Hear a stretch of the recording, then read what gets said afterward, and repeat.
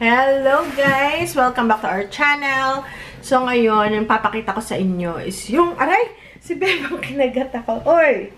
Si Bebang kinagat ako. So ngayon, papakita ko sa inyo is yung online grocery store na isa sa mga paborito ko is yung Thrive Market. Kung saan ko kinukuha dito yung mga groceries na specific na wala sa ibang store. Or mas mura siya kasi yung kanila is magandang mga quality na brand pero mura lang. Ayan, Thrive Market. Ano lang siya, pero siya ay subscription basis. $59.99 a year. Check nyo guys yung website. Ililink ko siya sa description box below. And kung bago pa ka lang kayong magsusubscribe sa Thrive Market, meron kayong 20% off. Ipa-flash ko dito kung magkano ba. Nakalimutan ko. And also, yung ating sunflower meal. Kasi nga mayroon akong gluten allergy. Pero pag itong gluten na ito, ang kinakain ko sa kanila, wala akong kate-kate, wala akong inflammation, walang effect sa akin. Yung kanila kasing mga flour is heritage. Meaning, yung the way na hinarvest nila yon is walang glyphosate, or walang bomba ng fertilizer. Parang yung old times. I think sa Italy nila, kinukuha yung kanilang grains. And then dito nila mini-meal. Something like that. Ililink ko rin sa description box below kung gusto nyong. Ito naman, wala siyang membership. Itong Thrive Market, meron siyang membership. Pero sa Sunflower meron din energy. Guys, yun, hindi kain ko. Basta ito sa Sunflower. Wala akong mamala sa meron ng meat. Pero dito sa Sunflower meal, wala akong mamala. And, so, hindi ko yung friend ko. So, okay. Ito yung napamili ko sa Thrive Market. Una muna is, ito, mahilig kami magtaco. So, meron tayong, ito yung binibili ko sa kanila na taco powder blend. So, minsan meron silang mga clearance and mura siya kaysa sa grocery store. Free shipping pagka ang order nyo is I think $50 and up. So, kung nandito kayo sa US, wala nito sa Pilipinas. So, dito lang to sa US. And, I'm not sure if Canada meron. So, check nyo lang yung website. Ililink ko yung, meron tayong referral link dito. Also, taco shells. Kumuha pala ako ng grain-free taco shells. Ayan. Doon, meron naman ito sa store. Pero doon, mura-mura pa rin kaysa sa store. Kumuha rin ako ng spaghetti. Kasi minsan dito sa mga bata ng spaghetti. So, yan. Hindi siya gluten kasi hindi ako makakakain. Pero at least sila makakakain. Wala na kasi talaga akong pasta. So, mas mura siya kaysa grocery store, guys. Oh, garlic powder. Ayan. Meron din sa mga herbs. Oh, ito yung ating aspartame-free na gum. Ito ay pure gum. Ito pa pala. Ito yung L-theanine. $9.99 lang to guys. Sa Amazon, medyo mahal siya guys. Nasa 20 something dollars. Pero, ito yung well-made. So, 90 capsules. So, kung once a day siya, abot na siya ng 3 months. Maganda raw kasi yung L-theanine. Pero, mababa lang yung dosage nito. Kaya gusto ko. Kasi, mag-start pala ako mag-take nito. Sa anxiety and parang pampakalma siya. And sa focus, pag may dami natin ginagawa, parang gusto mong gawin 4 sa nasabay-sabay. So kumuha na ako ng dalawa kasi namurahan ako, $9.99 lang. Ano to, pang dito ng energy. Yan. Tsaka grabe silang magbalot. Talagang, at ito recyclable. Itong kanilang pambalot. So, nire-recycle ko, nire-release ko. Hindi nabasag. Ayun. Okay. So, meron din tayo na, ano ba to? Strawberry jam. Medyo mura yung mga ganito nilagay kesa sa store, ha? Kesa sa store. And ito ay organic. True organic siya. Pag sinabing organic, true organic, mayroon silang logo and yun, ng GMO pa. Kasi merong iba na organic lang, pero wala sila nung, hindi siya certified. Ayun, ang ibig ko sabihin, to certified. Also, kumuha rin ako ng organic salsa para sa chips. Para masyadong Ayan. Mas mura talaga. Kaya lang kailangan nyo mag-subscribe for a year. Kung talagang kayo ay mahilig mag-online shopping. And kung first time kayo, yun nga, merong, I think, 20% off or 30% off yung first order nyo. Plus, merong free gifts sila na binigay. Ito, ang hirap hanapin ito. Jackfruit na. Maganda tong brand na to. Native Forest. Ayan. Organic yung jackfruit. Mahal to sa Amazon. Kasi nag-order ako nito dati sa Amazon. Namahalan ako. Dun sa ano, mura lang. Ayan o. Tamang panggata. Ayan guys. Tapos may tuyo po. Alright. So, yan yung nakuha natin sa Thrive Market. Kasi parang mas madali nang mag-online shopping kaysa pumunta. Especially free shipping. $50 and up. So, mas madali na kaysa pupunta sa store hassle. Diba? Sobrang busy natin. Now, we're moving on dun sa sinasabi ko sa inyo na Heritage Week. So, dito naman sa Heritage Week, wala siyang subscription, unlike ng Thrive Market. Pero, ililink ko yung aking referral link.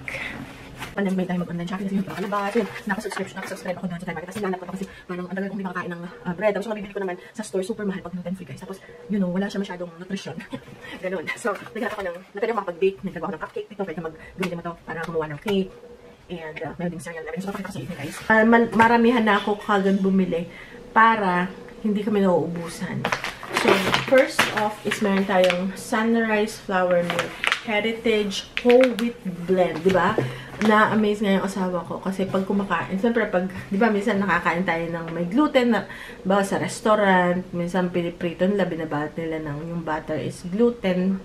So, nangangad talaga ako ng mancha-mancha dito sa tiyan. Tapos dito, ito, minsan, meron ako sa vlog, pag in-edit ko, hala, ang laki ng, meron ako ditong pantal malaki dito, tapos dito, tapos itong tenga ko. Kasi minsan nakakain ako ng kahit konti, hindi, nag-crave ka rin eh. So, ngayon, pag ito, nagagawa yung asawa ng pancake, as in, wala akong kapantal-pantal, wala akong reaksyon, walang-wala talaga. So, alam ko, it's something sa pag-harvest nila or yung nilalagay nila sa flour or sa wheat. Heritage Whole Wheat Bread Blend. Meron din silang oat cereal. So, ito yung aming pinaka-oatmeal. So, yan. So, ito lahat, guys, ay organic and heritage lahat to. So, wala siyang chemicals, walang bomba. Diba? Binobombahan ng fertilizer yung wheat para siya ay matuyo siya, hindi yung old way, yung the old time yung binababad sa araw. And galing siya sa, if I'm not mistaken, Italy, pero minil siya sa Minnesota, something like that. Ayan, ito naman, yan. Ito yung pag nag-crave ko. May oatmeal naman tayo ngayon. Lalagyan lang namin ng gatas, konting butter, konting asukal, tsaka hemp seed, something like that. So, yan, mabilis siyang gawin. Yan, pang breakfast, or pag madalian na, gutom lang na kailangan, ano. Yan, minsan nagagawa na ako ng pizza, diba? Ng Heritage Pizza Flour. Sa pizza flour, pag gusto ko namang mag-pizza, meron din tayong white flour. Pwede sa mga cakes, tinapay rin, cookies, ayan. So, iba-ibang klase ito ng wheat or ng blend ng flour. Ito naman, mukhang magpapandesal tayo, Heritage Wheat Flour. So, ayan. Okay, guys. Meron din tayo na bread blend naman. Pag magagawa ka ng bread, pwede rin ito sa cookies. Minsan ginagawa rin namin ito sa pancake. Hinahalo-halo lang namin itong ibang blends. Pagka naubusan kami ng ibang mga blends. So, ito talaga yung ang asawa ko magaling maggawa ng pancake talaga. O minsan waffle. So, depende. Ayan. So, 7-grain heritage pancake mix. And ito guys, hindi lang siya parang ay flour. Oh, harina lang yan. Pero ito ay nutritious siya. Kaysa dun sa flour sa store. Kasi talagang na-retain niya. Kasi diba pag kasi minimally processed siya. As in, hindi siya guys sa yung mga mass production na talagang ultra processed. So, hindi. Na-retain niya yung kanyang vitamins or minerals, kung ano man yung nandyan na dapat na nakakatulong sa ating kalusugan, andyan siya. 7-grain heritage pancake ay wheat blend, oats, rye, buckwheat, wild rice, and flax. Meron na siyang powdered na flax seeds. So, dahil nga mahilig kami sa pancake, especially may mga bata. So, ito yung dinalawa ko siya. Ayan, guys. So, ito talaga yung ginagamit ko na hindi talaga ako nangangati.